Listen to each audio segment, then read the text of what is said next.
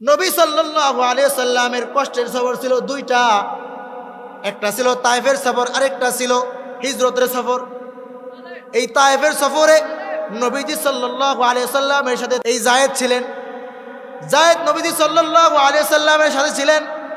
কাফের মুশরিকরা নবীজিকে এত মার মারছে, এত মার মারছে, নবীজি সাল্লাল্লাহু আলাইহি সাল্লামের শরীরের প্রত্যেকটা জায়গা থেকে রক্ত পড়তেছে, রক্তে সারাটা শরীর রঞ্জিত হয়ে গেছে।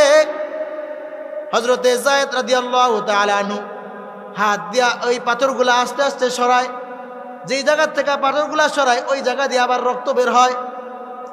যায়েদ রাদিয়াল্লাহু তাআলা আনহু ডাক দিয়ে বলে, ও কাফেরের ছেলেরা, আমার নবী মুহাম্মদকে তোমরা মারো না, যত পারো তোমরা আমাকে মারো, আমার নবী মুহাম্মদকে তোমরা মারো না।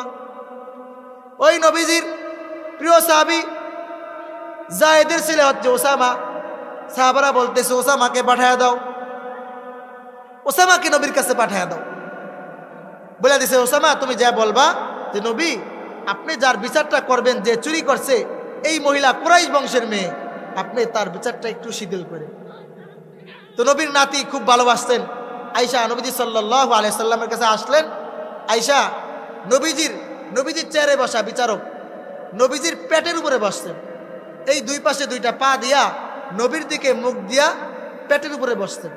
এবার মুখটা নবীর দিকে না, নবীর দিকে, মুখটা নবীর কানের কাছে গিয়া বলে, ইয়া রাসূলুল্লাহ, যার বিচার করবেন, যে চুরি করছে মহিলাটা কুরাইশ বংশের, আপনি যদি বিচারটা একটু সহজ করেন তাইলে কুরাইশ বংশের মর্যাদা একটু থাকে।